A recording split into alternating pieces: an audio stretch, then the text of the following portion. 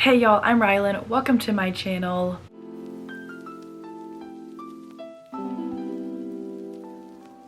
I'm here today to go over my May wrap up with y'all. It felt so good to be able to get back in my groove this last month, and I read a lot of books. I have some really fun ones to talk about with y'all.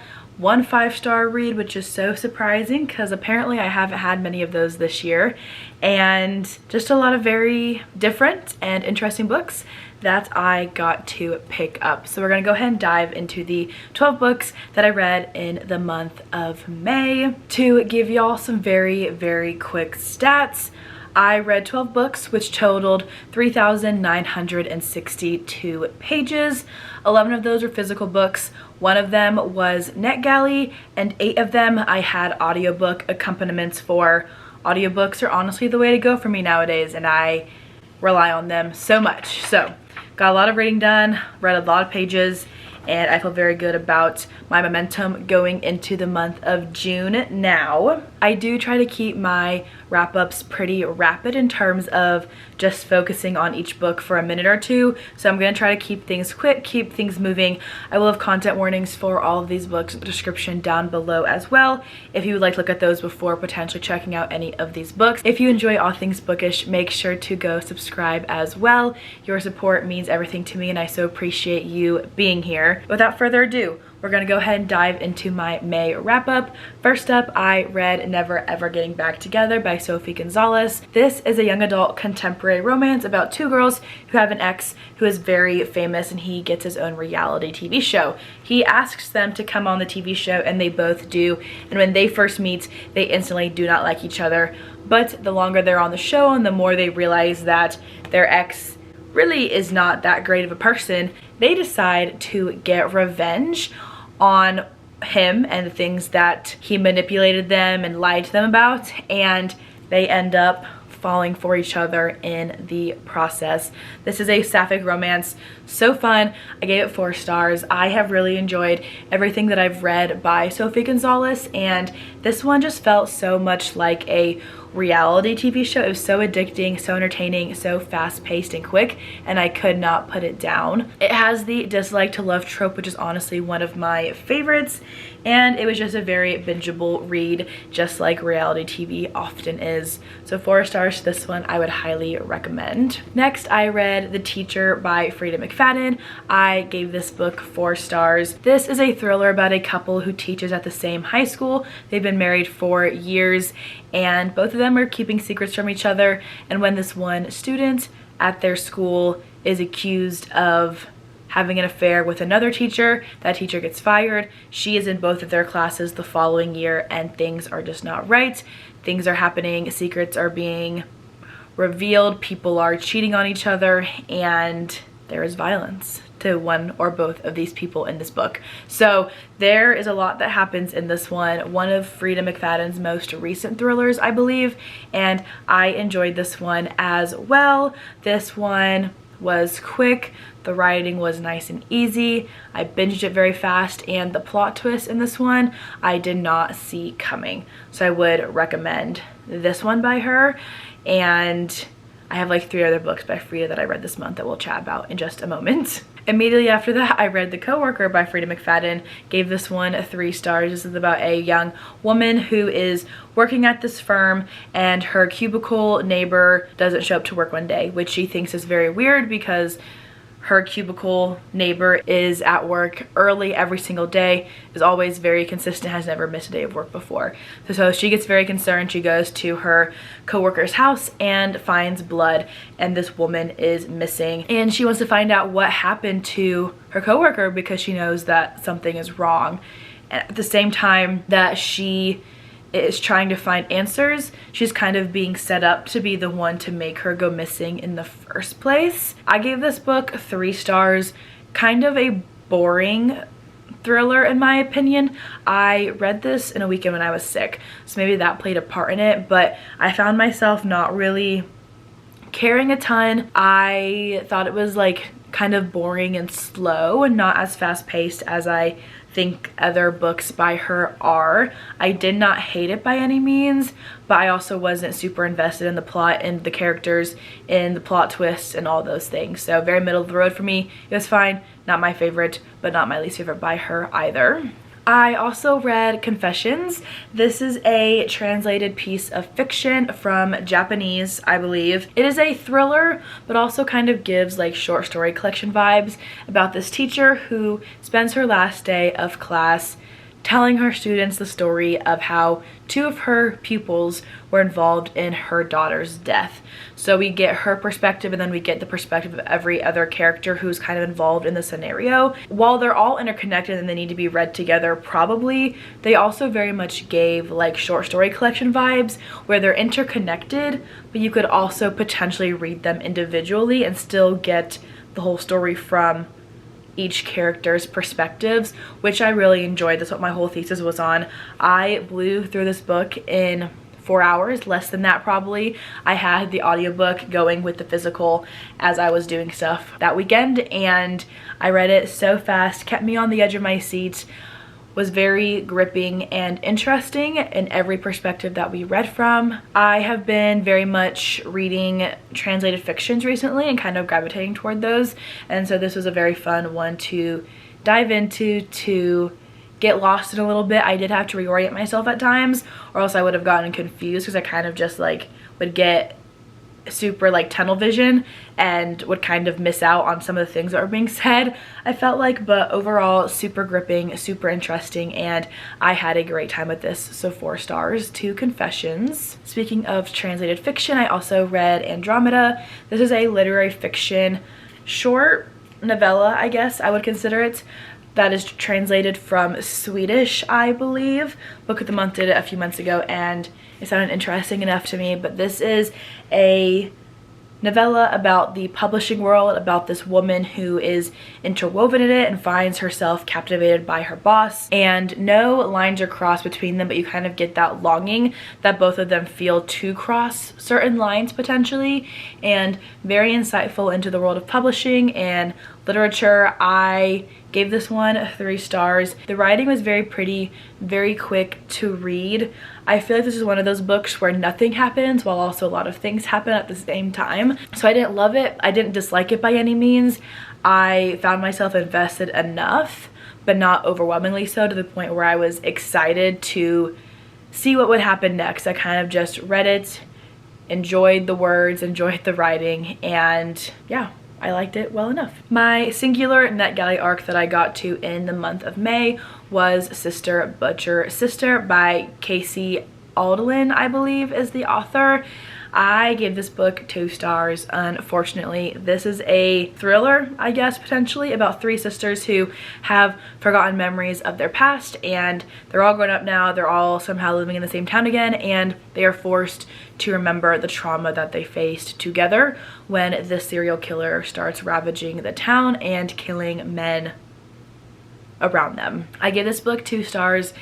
The execution of the synopsis did not work for me, unfortunately. I thought that this book had a lot more telling versus showing, and that made the plot feel very much like nothing actually happened, that we were just being told the things that happened versus living it out with the characters, which made the plot twist and the ending very anticlimactic for me because I wasn't invested in the plot or the characters, and so I shouldn't really care about what happened at the ending of the book. This book does deal with a lot of very deep and dark themes, especially regarding assault and abuse in the family, so keep that in mind if you do choose to pick it out. This book has been released since I read it in May, and I'm not sure what the reviews are for it anymore, but just know that this one does have a lot of very dark and potentially triggering themes throughout it. My second 5-star read of 2025 comes in the form of Unromanced by Erin Connor. This was our Mending Hearts book club pick for the month of May, about a struggling romance writer and a TV heartthrob, and they create this list of romantic things to do for the benefit of both of them in their own lives. For Sawyer, she wants to get inspiration for writing again. She has been very much in a writer's block over the last several months, if not year or so, and she's having a hard time finding inspiration for her writing. Mason, I believe is his name. I'm pretty sure it's Mason, yes. He is a hopeless romantic and needs romance to be ruined for him for a little bit so that he can move to LA with a clean slate to start this new production company that he wants to be a part of.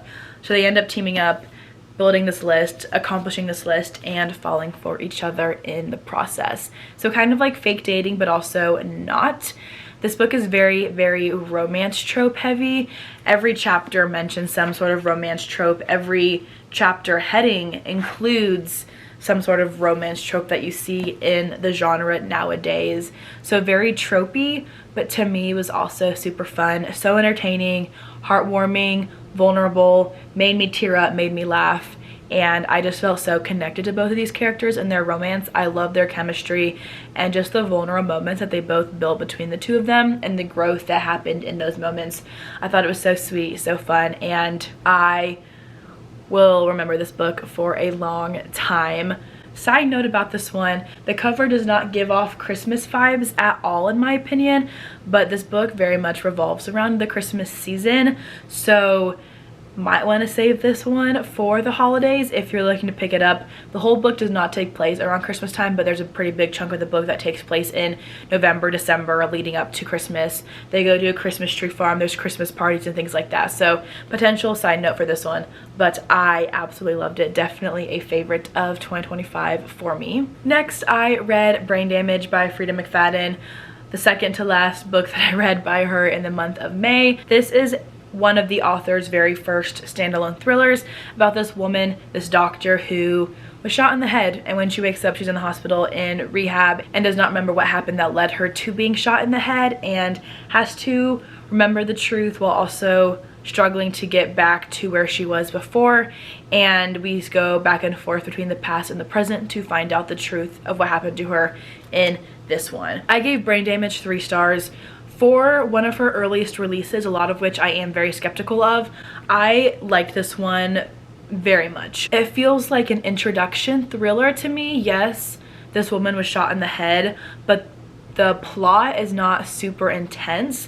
The plot is not super fast-paced, action-packed, high stakes like a lot of thrillers are.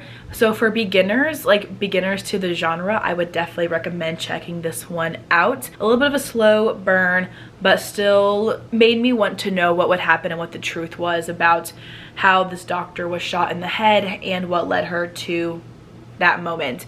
So I did like this one. Not my favorite by Freida McFadden, but also not my least favorite. I did end up having one star in the month of May, which I don't know if I've really had this year, but that was for The Garden by Nick Newman. This is a dystopian thriller about two elderly sisters who live in this garden, this utopia that they believe that they have cultivated for themselves since they were children.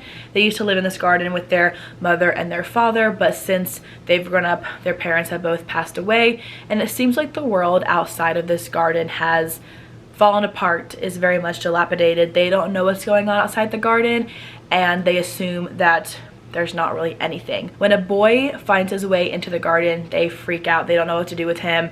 They've never seen somebody else, not since they were kids at least, in their home, and that's pretty much all I can tell you. I finished this book and I realized that I really had no understanding or inkling or desire to want to remember what happened in the rest of the book. This was very, very slow burn. I thought the setting was very interesting, very utopian in a dystopian setting, but the execution was very slow for me, very uninteresting. I did not really care, and by the end I just wondered why I spent so long reading it. This was supposed to be for a book club that I didn't end up going to because I had walking pneumonia apparently, so that was exciting, but once I started this one, I just did not like it, did not care about it, and it's not one that I plan to keep for much longer. For another book club in the month of May, I had 3 this month. I read With My Little Eye by Jocelyn Jackson. This is a thriller about our main character Maribel, who is an actress, and after she starts getting stalked in LA, she's forced to move with her daughter somewhere else, and she ends up in Georgia, which is where she grew up, and she realizes very quickly that the stalker is not done following her, that he is going to follow her out to Georgia and she is scared but also still living her life. Her daughter is about to become a teenager and she wants to make sure that her life is as normal as possible. We also follow the daughter's perspective. Her name is Honor. We follow Maribel's neighbor's perspective as well as a couple others throughout this book. This book has so many plot lines in it, and that was my biggest issue. Yes, I gave it 3 stars because this was one that I didn't have to think too hard about. There were 2 main plot lines that I really thought could have been separated and created in their own books. One about Maribel and her stalker with her daughter. The other about this other perspective, Cooper, who is Maribel's neighbor that we follow, and his very, very shady pastimes. I would have loved to see an entire book just about him and how he got to where he is today, because he's done some very awful things and he's still doing those things in the book, and I really want to know more about that. I think that combining those 2 plots as well as the storylines of other characters made this feel very, very jumbled, but I still gave it 3 stars. It was fun enough. It was very chaotic, but I didn't hate it, so 3 stars, very middle of the road for me. The last Freida McFadden book that I read in May was The Ex. This is another thriller, naturally, about our main character, Cassie. She has just started dating this doctor who is 10 years older than her. His name is Joel. They have a very nice relationship, very sweet. She has secrets that she is keeping. We also follow the ex. We watch Cassie and Joel get closer, but all of his friends keep mentioning this Francesca lady, and Cassie's convinced that she is not really out of his life, that Joel is not over her yet, and she doesn't really like that. So we're following the perspectives of the new girl and the ex in this one. We get both of their perspectives. We follow back and forth as both of them have secrets. One is stalking the new girl, and we're just kind of following some unhinged characters, in my opinion. I have noticed that in Freida's older thrillers, she tends to revolve the content or the characters around the medical field. So Joel is a doctor, Cassie is not related to the medical setting at all, but a lot of her thrillers I feel like do kind of mention that medical world a little bit. So this one I gave 3 stars as well. Very unhinged in my opinion, but also very interesting until we got to the very end, because then we start mixing up timelines, we start revealing things in different timelines, and that confused me more than anything. So by the end of the book, I wasn't quite sure, and I'm still not quite sure if I got my story straight or not with this one. So I liked it, did not love it though. I wish I did, because the first 75% of the book very much had that potential for me to love it, but I think the back half of the book just ended up confusing me more than not, and I had to think really, really hard every single chapter about who we were following, why we were following them, and how the timelines matched again. So 3 stars to the ex. Finally, to end the month, I read Every Sweet Thing is Bitter by Samantha Cruson. This is a very dark mystery book about our main character, whose name is Providence, and she grew up in a very abusive household with her father and mother. And when we start the book, she has been released from prison, has been living somewhere else. She was in prison for, I believe, I don't know, 10 years or so for running over her mother with the family car and almost killing her. Turns out she was trying to kill her father because of the abuse that he put on her and her sisters. And so she's back in her hometown with her family, unfortunately, because her mother has disappeared, and she wants to be around for whenever they find the answers, whether her mother's dead or alive. But while they're learning the truth about what happened to her mom, she's also reliving the past trauma, the past abuse. She's trying to build relationships with her sisters that she doesn't know because she's been in prison for so long, and navigating childhood friendships and relationships, and just the trauma that she grew up with and still lives with in the present time, and just all of the really hard things that she has had to navigate in her 20-some years of life. I gave this book 4 stars Such a quick read, super hard at times. Like, it hurt my heart at times to read. Very difficult subject matters, but in terms of combining both like the mystery and the discussion on these family dynamics and the idea of blood and what blood and family means or does not mean, I thought the balance was very well done. Super captivating, gripping, had me hooked from start to finish, while also making me think about that conversation around what family is and those dynamics as well. Really enjoyed this one. We've also got some LGBTQ themes in it that I enjoyed seeing in this mystery book. I don't often think that those are addressed in mysteries and thrillers a lot of times, so this one does have that in there as well, and I thought it was very well done overall. So 4 stars to this one. I believe it was a debut, and I'll definitely be checking out more by the author in the future. Those are the 12 books that I read in the month of May.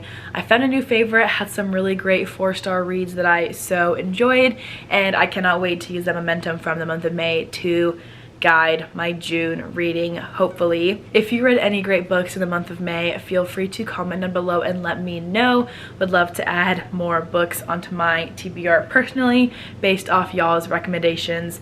If you made it to the end of this video, make sure to comment a red heart to match the cover of my favorite book of May, which was Unromanced by Erin Connor. Such a solid debut. But that's all that I have for today's video. Thank you all so much for watching, and I will see you all in the next one.